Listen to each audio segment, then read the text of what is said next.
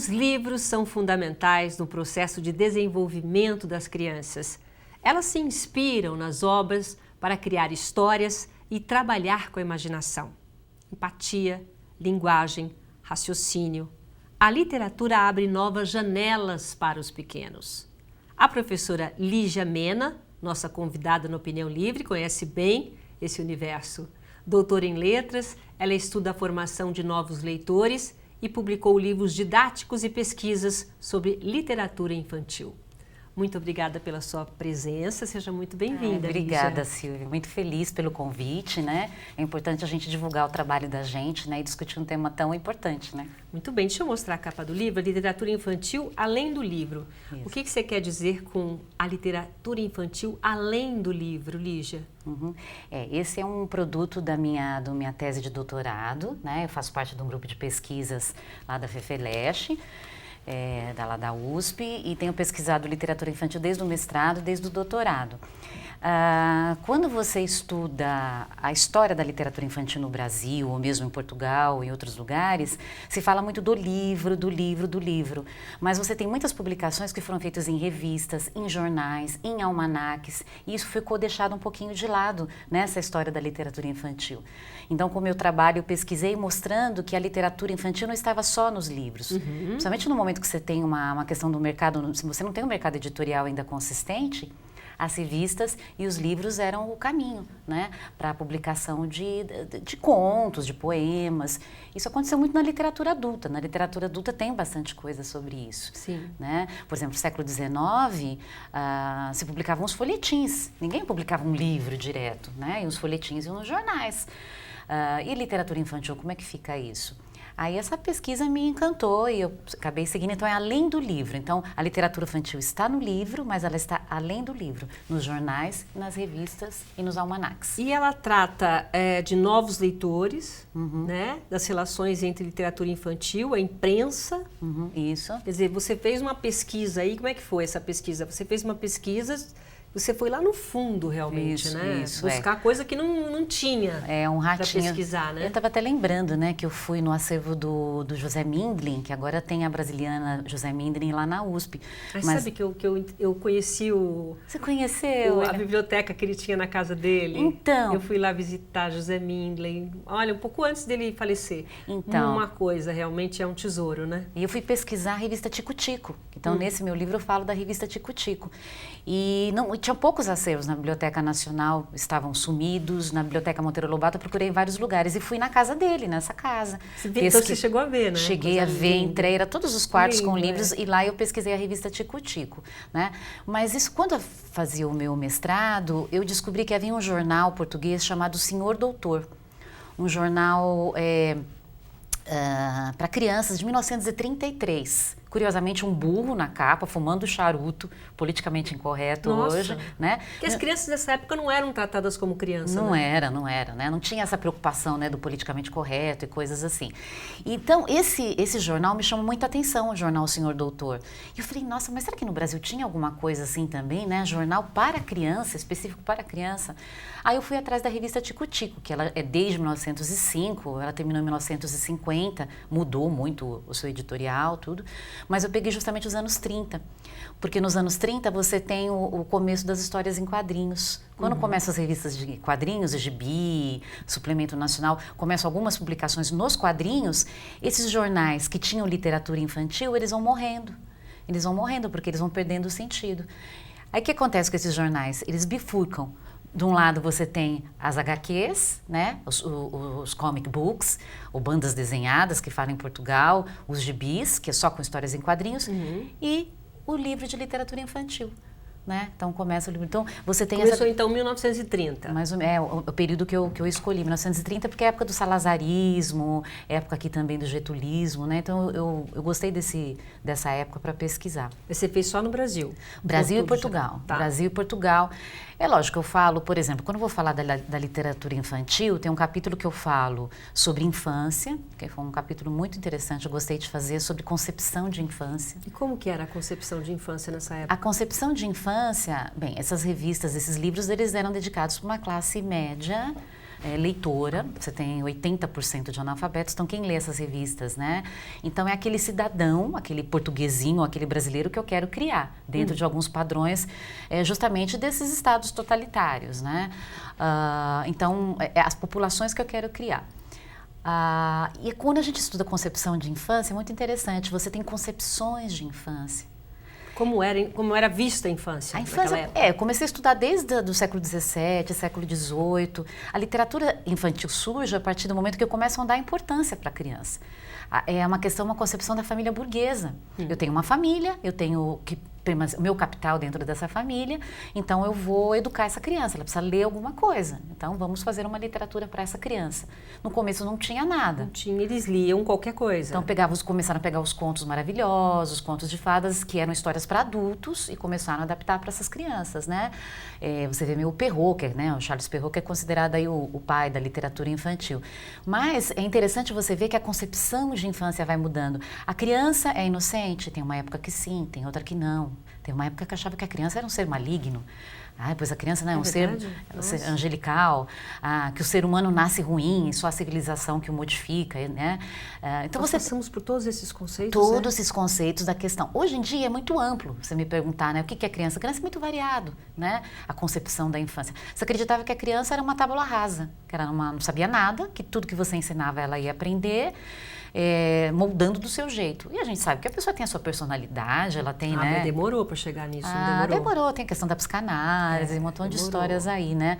Mas é muito interessante. Então, para falar de literatura infantil, eu falei de concepção de infância, eu falei de educação, então fiz uma pesquisa sobre educação desde Portugal e no Brasil, até chegar mais ou menos nos anos 30, depois eu até fui um pouquinho depois para ter uma ideia. Educação específica para criança? Educação na escola, mas você começa a perceber que você tem uma classe social mais popular, que eles são educados na rua, né? Eles são em casa? Não, na rua mesmo, assim, educados de outras formas. Por exemplo, uma coisa que eu aprendi interessantíssimo. Nos anos 30, a molecada pobre mesmo ia muito ao cinema. O cinema era barato, então você pega, por exemplo, José Saramago. José Saramago nasceu em 22, em 1930 ele tinha uns 10 anos. Ele não lia, não tinha livros na casa dele. Só tinha livros de adulto, aquela biblioteca rosa, né? Sim. E ele via o quê? As histórias que o avô contava. Era muito bonito. Ele vivia das histórias que eram contadas. Aquelas histórias. Para agitar, né? Para estimular a criatividade. Aí é lindo ele falando do avô analfabeto, que contou todas aquelas histórias para ele. E do cinema. Então ele ficou fascinado pelo cinema. Eu acredito que o cinema seja barato, as crianças também escondidas, né, para poder assistir os filmes. Então você tem uma geração ali que começa a se alimentar com essa sétima arte. Muito interessante. Então a literatura infantil, depois nos anos 60, 70, ela ficou mais divulgada para todos. Mas no começo ela era mais para a elite mesmo, né? Você não tem assim o acesso às... Se você perguntar, outro dia eu fiz uma pesquisa, né, para as pessoas mais simples e tal, como é que você aprendeu a ler e escrever, que livros você tinha na sua casa? Aí fala, professora, não tinha livro nenhum, a gente lia cordel, a gente lia textos da Bíblia, a gente tinha ali história em quadrinhos, tem uma geração que foi formada pelas histórias em quadrinhos, né? Então, é isso Dependia da parte econômica, socioeconômica? Econômica e ou do incentivo da família? Não, a parte econômica é a mediação. Se você tem uma biblioteca que oferece livros de graça para todo mundo vai ler. Você pega um museu, pega os museus abertos, não cobram nada, tá cheio de gente lá, todo mundo quer ver, né? Então, se você tem um incentivo, as pessoas vão e veem isso, né? Mesmo história em quadrinhos, era uma coisa cara. Se alguém comprava, emprestava para o outro, que o outro lia, que o outro gibi, né? O gibi. Até hoje, quando a gente que falava que a pessoa que lia o gibi, ela era rápida, né? Então, às vezes, quando a gente estava brincando entre nós, alguém não entendia alguma coisa, você não leu o gibi, né? Porque o gibi dava aquela rapidez, né? Então é muito interessante. Então eu procurei fazer essa pesquisa, pegando a educação e pegando essas obras. A revista O Tico Tico, eu faço ali um recorte. Esse jornal O Senhor Doutor, eu vejo as publicações que são colocadas ali. O que eu considero, quando a gente fala literatura infantil, existem gêneros que fazem parte da literatura infantil. Não é só o conto, só o poema. Será que eu posso considerar a história em quadrinhos como um gênero pertencente à literatura infantil? Eu falo que sim. Sim. Porque essa literatura, essa história em quadrinhos que tem nos anos 30, ela não tem balão. Ela é assim, a imagem e a legenda embaixo. Se você recortar, você tem um livro de histórias infantis. Sim, é o livrinho hoje, certeza. é aquela imagem e o texto embaixo. Então, isso, né, foi uma tese, então eu procuro comprovar e defendo essa ideia de que a literatura infantil germina também dessas produções, dessas publicações, né, e elas foram muito importantes. E um detalhe, né, em Portugal não teve isso, mas no Brasil teve muito, a revista O Tico Tico. O que tinha de propaganda, de anúncio publicitário. Mais voltado para criança, não? Não, para adulto, para parar de beber, chá de inhame, cosméticos, né? Então você vê que é um material, eles sabiam disso, você vê a concepção de criança, de infância, né? Que criança sempre existiu, mas a infância é o pai e a mãe que vai comprar, o adulto que está mediando. Então ele compra, ele vai ver. Ele que vai comprar, ele que vai ler para a criança, né? Ele que vai passar esse conhecimento. Muita propaganda, muita. E até disfarçada. Às vezes você olha uma história em quadrinhos que tem os personagens da Tico Tico que fizeram sucesso, né? O Chiquinho, o Reco-Reco, o Bolão, Lamparina. E aí você vê aquele personagem, ai que bacana, é uma história em quadrinhos, você vê uma propaganda do Biotônico Fontoura. Sim, ó. Mas aí você foi até onde? Até em que ponto você foi? Eu cheguei até os anos 30, eu falo um pouquinho da revista Recreio, que nos anos 70 fez bastante sucesso também, dali germinou muita coisa, né? Você pega uma das pioneiras, né? A Ruth Rocha, por exemplo, um livro famosíssimo da Ruth Rocha, que é o Marcelo Martelo, foi publicado primeiro na revista Recreio. Foi publicado na revista Recreio, que era, olha como é diferente o suporte, né? Você tem a história contada e do lado você tem para recortar, para pintar. Já pensando mais na criança, bem que é uma coisa lúdica, bem né? lúdica, e depois que foi transformado em livro, né? E até o final é diferente, né? Um é de 69, outro é de 73, a versão da Recreio é diferente da versão do livro depois. O final é um pouco diferente, porque vai se entendendo a criança como uma criança mais esperta. Por exemplo, nessa versão inicial, não sei se você vai lembrar dessa história, o Marcelo, ele é um menino que só fala tudo errado. Ele fala que o cão chama Latildo, errado não, ele criou uma própria linguagem. O cão chama Latildo, ele inventa vários nomes, né? E deixa os pais loucos. No final dessa história, ele para de falar daquele jeito, ele vira pai e ensina para a filha dele que não é desse jeito. Na versão mais contemporânea, no livro, não, os pais acham lindo aquilo que ele fez, que ele tem muita imaginação, que ele é criativo, entendeu? É um outro final. Ele aprende que cachorro chama cachorro, não é Latildo, mas os pais reconhecem que ele é o seu talento, né? Então tem uma outra visão dos pais também em relação... Visão dos pais. Então é um trabalho muito fascinante. Fiquei 5 anos investigando. É uma coisa importante para o seu público saber. Quando eu fiz a pesquisa, eu fui lá na Biblioteca Nacional do Rio de Janeiro, muitos exemplares da Tico Tico, tudo destruído, né? Você não acha, tinham roubado, tinham sumido. Eu não sei que milagre que aconteceu, digitalizaram tudo. Ai, que beleza, que boa notícia. Se o público entrar hoje na Biblioteca Nacional do Rio de Janeiro, procurar revista O Tico Tico, vai encontrar 1910, 20, 30, para pesquisa, menina, é maravilhoso você ver. Boa notícia que você deu aqui. E aí eu analiso, assim, essas obras e percebo que há uma preocupação. Em Portugal, principalmente, a escola estava muito reduzida. Eram apenas 3 anos, 4 anos que a criança ficava na escola. Então, os jornais, as revistas também fazem o papel de educar. Então, ali tinha lições sobre ciência, sobre mitologia, sobre história. Então, você tem o aspecto da literatura infantil, mas tem um aspecto também de ensinar, de divertir e de ensinar. Muito bem, e é isso, né? Essa é a função, né, da literatura. Vamos fazer um rápido intervalo comercial, daqui a pouco a gente volta. Até já.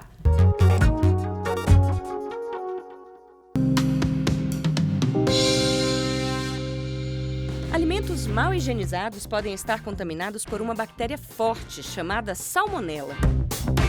A salmonela provoca infecção intestinal que precisa ser tratada. Ela também pode entrar pela corrente sanguínea, atingindo outros órgãos e até levando à morte.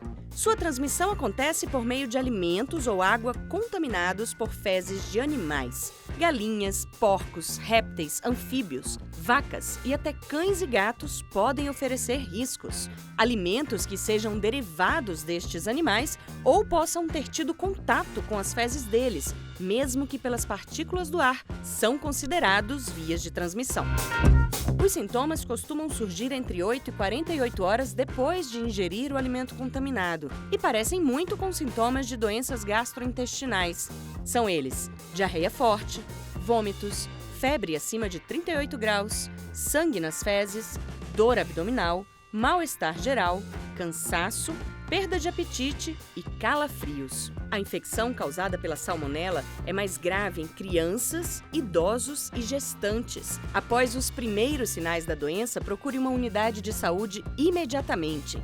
Para evitar a contaminação, siga estas dicas simples. Lave sempre as mãos antes, durante e depois de manipular ou consumir alimentos. Lave bem os alimentos antes de consumir, especialmente as frutas e verduras. A carne deve ser bem passada e os ovos devem ser bem cozidos. Hábitos simples de higiene podem salvar a vida da sua família. Em caso de dúvidas, acesse o Portal da Saúde.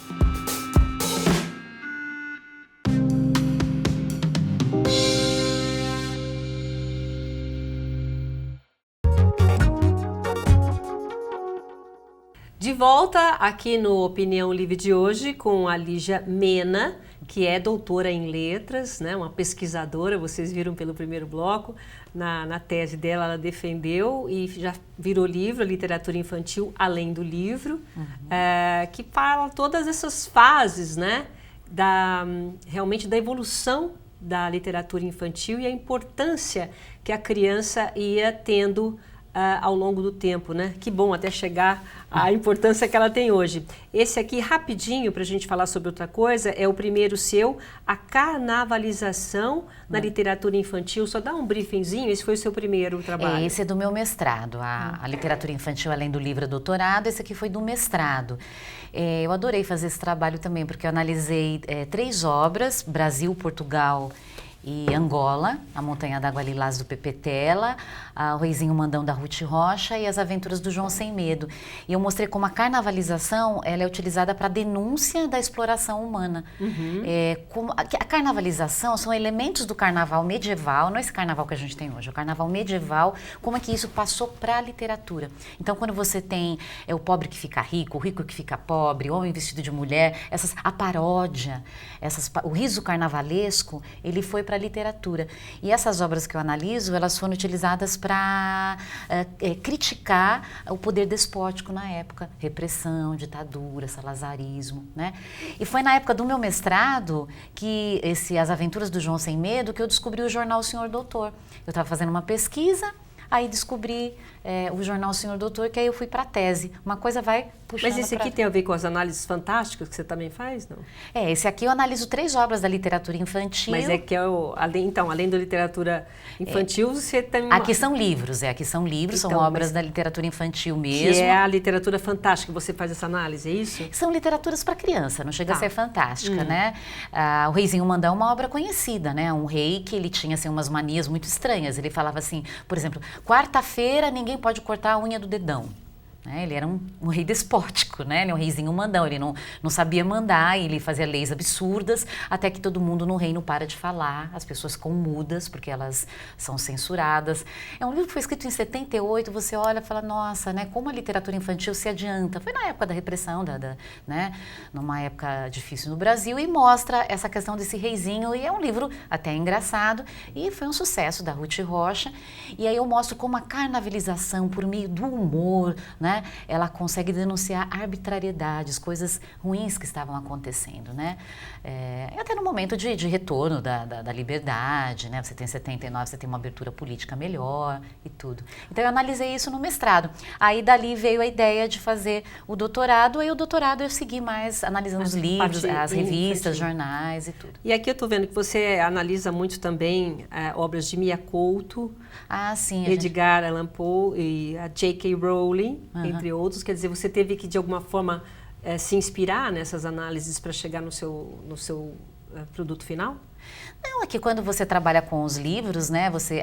sim, porque eu tenho um livro didático, acho que por isso que você teve... Você trabalha também com material didático, né? Eu fiz um material didático para a PNLD 2014, né, que é Português, uma Língua Brasileira. Foi uma obra muito interessante, na época a editora Leia, hoje a editora Leia Educacional já não existe mais, existe a Leia edições gerais.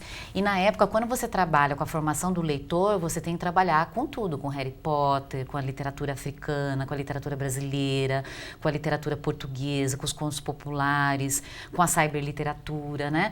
Então você tem que formar aquele leitor de diferentes maneiras. Então o livro didático ele acaba tendo isso, né? Tem que ter essas referências, Tem que ter essas referências. Hoje a Base Nacional Curricular, na época que o que a gente fez era o PCN só, mas hoje com a Base Nacional Curricular, essa exigência que você tenha uma variedade só.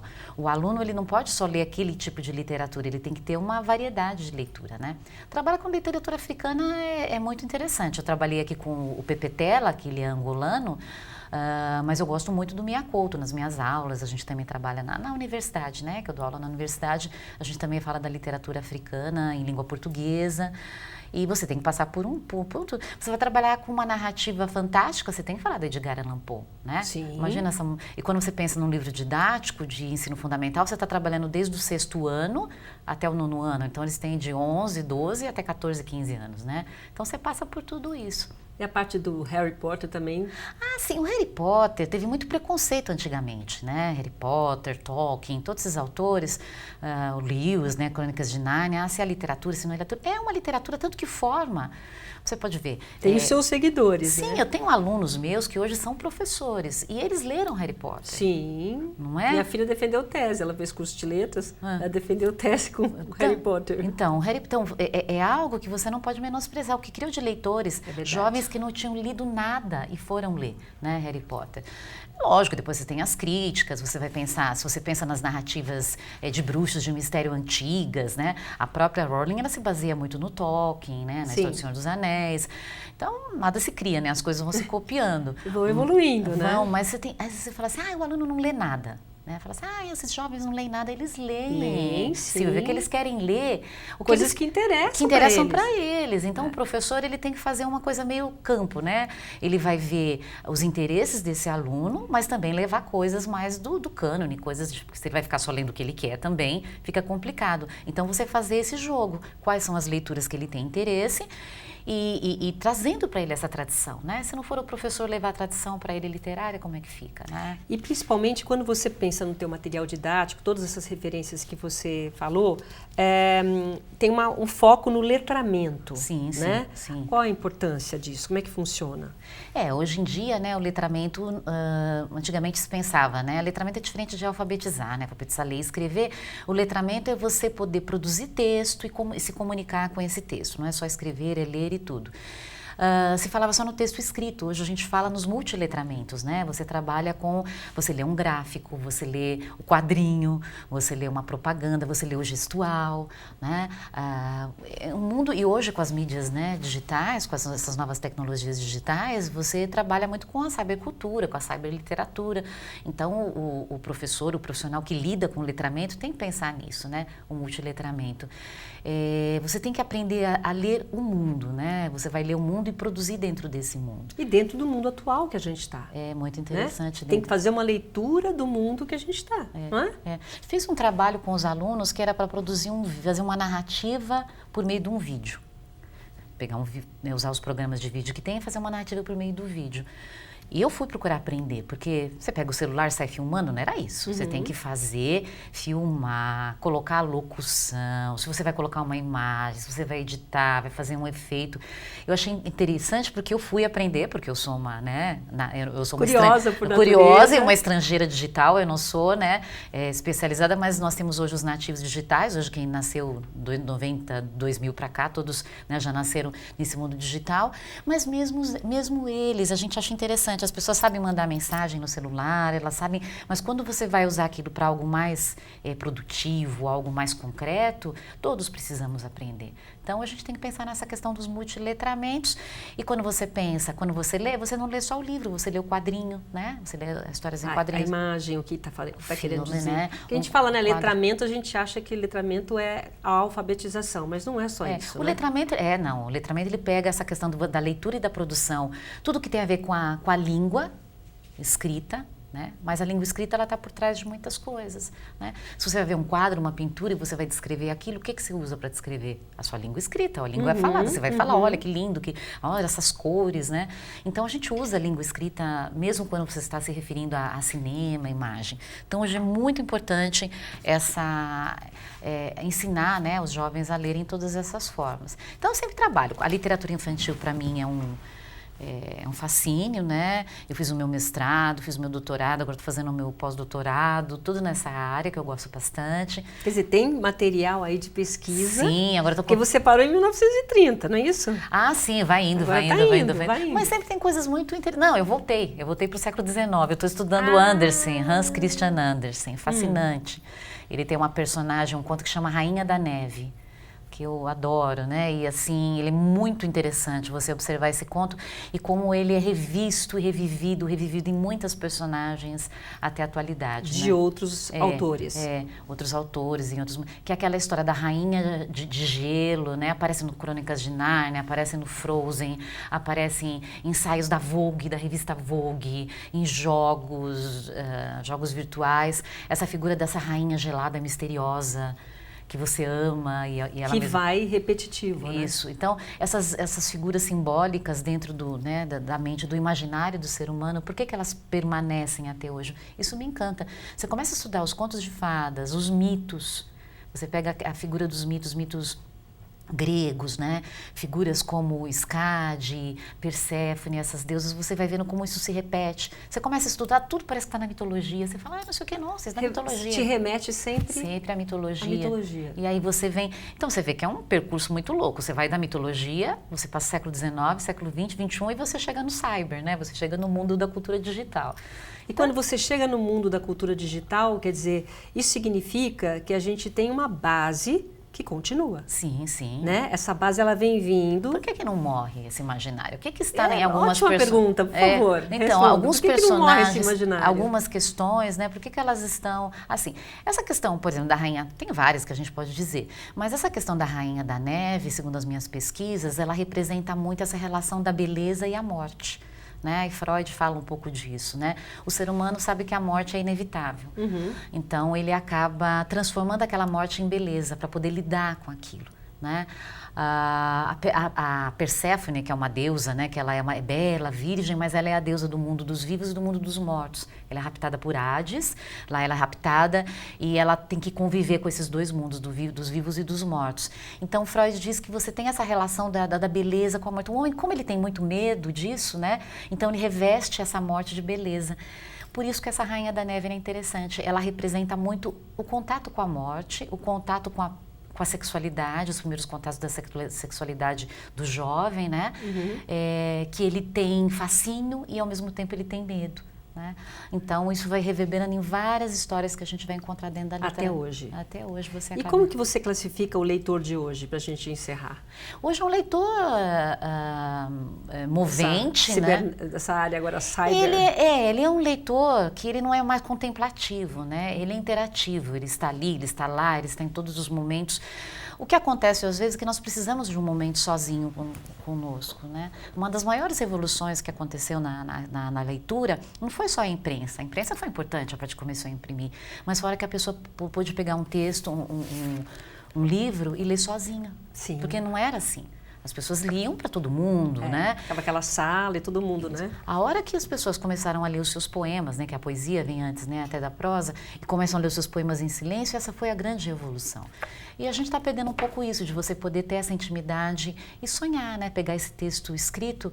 Eu adoro filmes, eu adoro esse mundo cyber, eu adoro tudo. Mas esse momento, você com aquela palavra, onde você sonha, a personagem, ela tem a cara que você quiser. Você imagina, o jeito a imaginação é muito maior, né? Ninguém te dá ela pronta, você já, né? Então você tem um leitor hoje e eles gostam muito de ler. Os alunos às vezes trazem para mim, eles me ensinam muito. Eles trazem uns livrões enormes. Eles curtem ler. Eles curtem ler. Você fala, gente, vamos ler Dom Casmurro. Ele não lê. Aí ele traz aquele livrão lá, os 6 volumes do Crônicas de Gelo lá do Game of Thrones, do Martin. Ele leu tudo, né? Ele leu todos as Crônicas de Nárnia, leu todos os Harry Potter, leu todos os livros, todas as sagas. Mas ele não quer ler aquilo às vezes que você quer. Então é um desafio pra gente, né? Mas a leitura, acho que o professor não pode desistir, não. O profissional, não só o professor, né? Aquele que lida com a leitura, não pode desistir. A molecada gosta de ler. Muito bem. Muito obrigada, viu, Lígia, pela entrevista. Obrigada aqui pelas informações. Parabéns pelo livro. Sucesso. Ai, obrigada, Tá bom? Silvia. Muito obrigada pelo convite. Muito agradecida. Nossa Opinião Livre de hoje fica por aqui. Obrigada pela sua companhia e até a próxima. Tchau.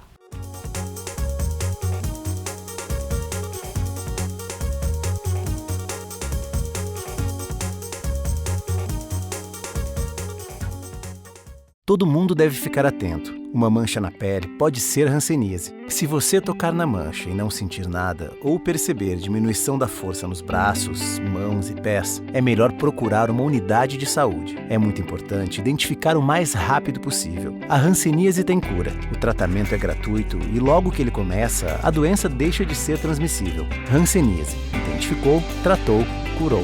Ministério da Saúde, Governo Federal, Pátria Amada Brasil.